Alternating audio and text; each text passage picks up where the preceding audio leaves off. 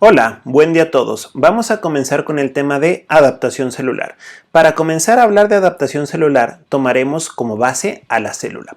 La célula es la unidad funcional de todos los seres vivos. Las células forman tejidos, los tejidos forman órganos y los órganos forman sistemas que son los encargados de mantener la homeostasis. La célula, al ser la unidad funcional de los seres vivos, está en contacto con diversos factores medioambientales, los cuales pueden causar en ellas lesiones celulares. Si dichas lesiones celulares son lo suficientemente graves, van a causar en las células la muerte. La muerte celular normalmente puede ser de dos tipos, puede ser necrosis o apoptosis. La necrosis se caracteriza por ser una muerte celular no programada y esta tiene como una de sus principales características que daña al tejido circunvecino. Si una célula muere por necrosis, va a causar daño a las células vecinas, las cuales van a morir por necrosis, que van a dañar a las células vecinas para que también mueran por necrosis y se genera un círculo vicioso. Ahí en la imagen pueden ver un pie diabético necrosado. Para detener a la necrosis es necesario retirar el tejido que ha sufrido este proceso, porque si no se vuelve un círculo vicioso y como se va dañando al tejido circunvecino, esa persona que está ahí con esa parte de su extremidad necrosada puede incluso perder toda la extremidad o hasta poner en riesgo su vida. Entonces, el otro tipo de muerte celular es la apoptosis. La apoptosis, a diferencia de la necrosis, es una muerte celular programada que no daña al tejido circunvecino.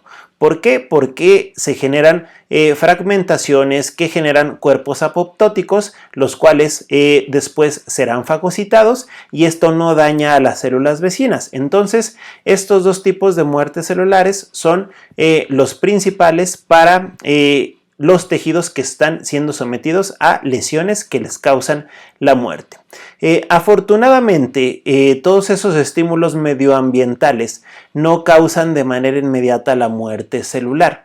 Si así fuera, no hubiésemos sobrevivido como especie. Las células, antes de caer en el proceso de apoptosis o de necrosis, tratan de resistir para que nosotros podamos sobrevivir. ¿Qué es lo que hacen las células para resistir a las lesiones que están dadas por el simple hecho de estar expuestos al medio ambiente? Las células se adaptan. Las células tienen una respuesta adaptativa celular. Entonces, la adaptación celular incluye ver los tipos de respuesta adaptativa celular. ¿Qué pasa si un tejido está siendo sometido a un estrés, a una demanda, a una exigencia antes de morir, de caer en necrosis o apoptosis? Va a tratar de adaptarse. Entonces, ¿cuáles son los tipos de adaptación con los que puede responder una célula a esas exigencias? Uno de los tipos de adaptación celular se llama hiperplasia. ¿Qué es la hiperplasia? Vean el siguiente esquema. En el siguiente esquema nosotros tenemos un número de células, es un número didáctico, 5 células. Le llamo número didáctico porque el número real de células, recuerden que son en millones, pongo solo unas pocas células para que el ejemplo sea más entendible. Tengo 5 células de un tejido normal, las cuales van a ser sometidas a un estrés, a una exigencia, a una demanda. Para responder, para adaptarse, se genera una respuesta adaptativa que se llama hiperplasia. ¿Qué es la hiperplasia? La hiperplasia es aumento del número de células. Entonces, ese tejido que está siendo estresado, sometido, demandado, si no puede responder, responde con hiperplasia, aumentando el número de células. El tejido crece en número. Eso es hiperplasia, aumento del número de células. ¿Qué tipos de tejido generan hiperplasia? Por ejemplo, el tejido mamario, cuando se somete a la exigencia de la lactancia, va a generar hiperplasia. ¿Pudieran ustedes conocer a una persona que tiene sus glándulas mamarias de un tamaño definido y después de ser sometido ese tejido a la lactancia, que esa persona comienza a lactar, el tejido mamario crece? A las madres que lactan es normal que el tejido les crezca, que haya hiperplasia del tejido mamario. ¿Por qué? Porque están siendo sometidas a una exigencia como la lactancia. Entonces el tejido, para responder a esa exigencia, se adapta haciendo hiperplasia. ¿Cuál es el objetivo de la hiperplasia? El aumento de la capacidad funcional de las células.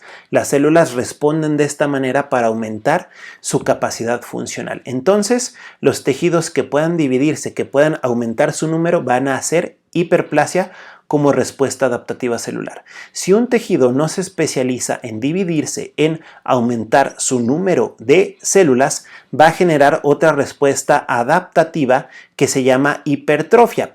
La hipertrofia, vean en el esquema, tenemos de nuevo a las 5 células, pero ahora no aumentaron en número, aumentaron en tamaño. La hipertrofia es aumentar el tamaño de las células, no el número. Cuando aumentas el número es hiperplasia.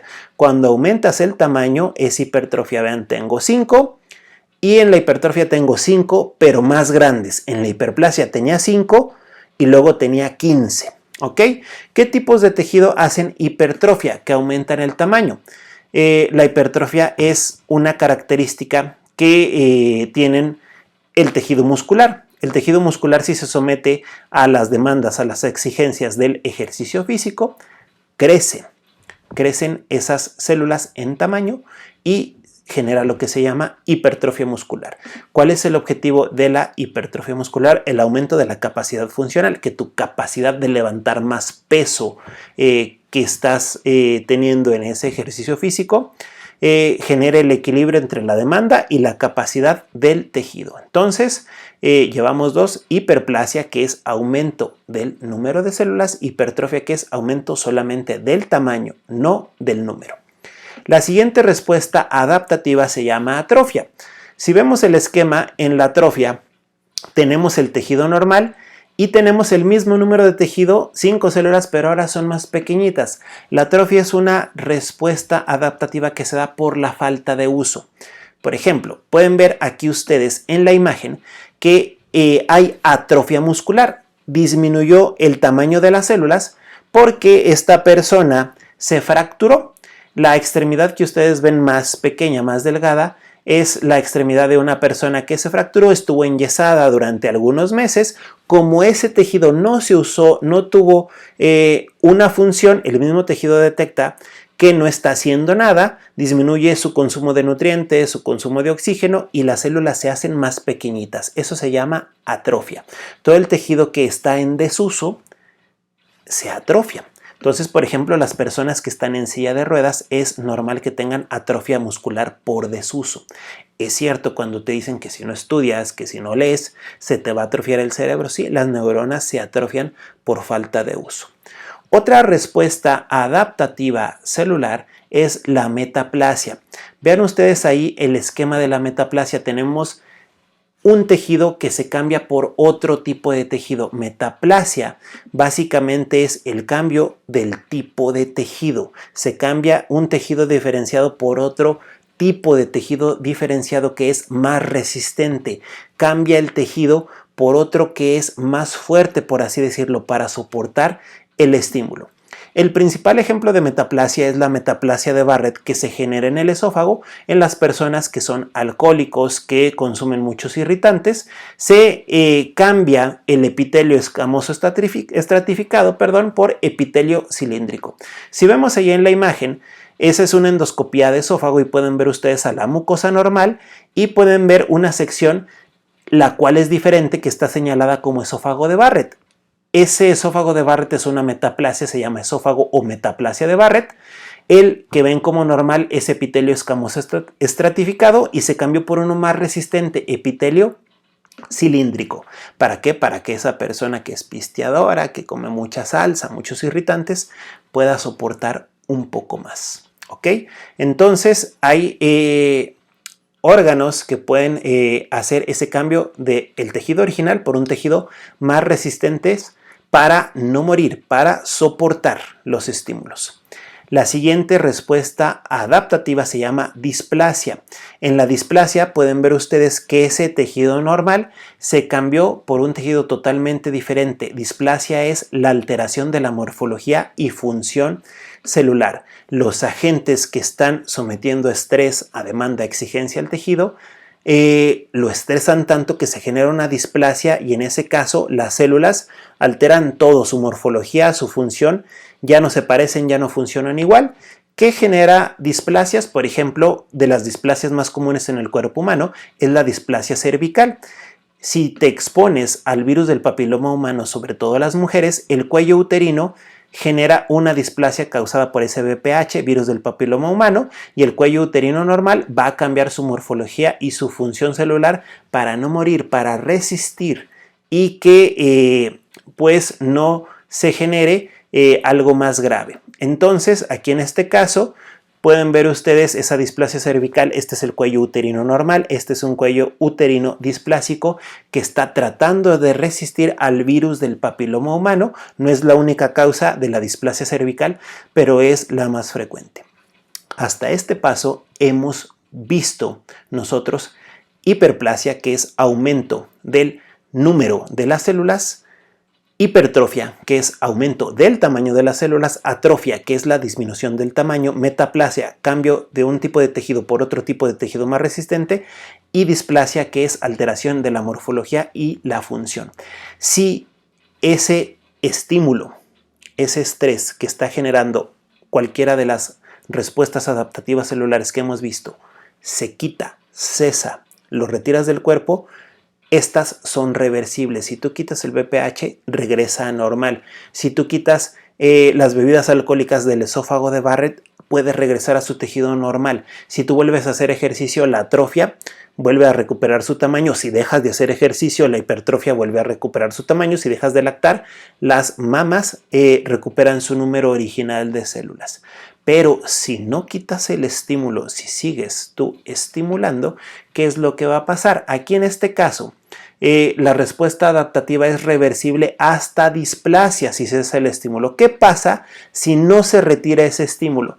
Vean ustedes que ahí una persona se tiene como punto inicial que generó reflujo gastroesofágico, siguió estimulando, siguió estresando, generó metaplasia, luego generó una displasia de bajo grado y alto grado en el esófago. Hasta ahí es reversible, pero si la persona sigue tomando bebidas alcohólicas, pisteando, fumando, comiendo irritantes, ¿qué es lo que sigue? Cáncer. Va a generar un adenocarcinoma esofágico. Entonces, las que vimos, hiperplasia, hipertrofia, atrofia, metaplasia y displasia, si tú quitas el estímulo, son reversibles. Si no lo quitas, lo que vas a generar es una neoplasia.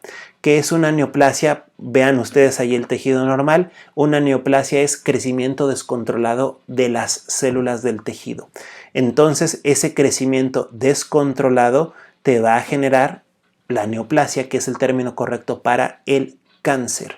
Entonces, vean ahí ese esófago, que ahora sí ya no tiene esófago de Barrett ni displasia, tiene una masa que se generó de un crecimiento descontrolado de células y es una neoplasia, lo que coloquialmente conocemos como cáncer.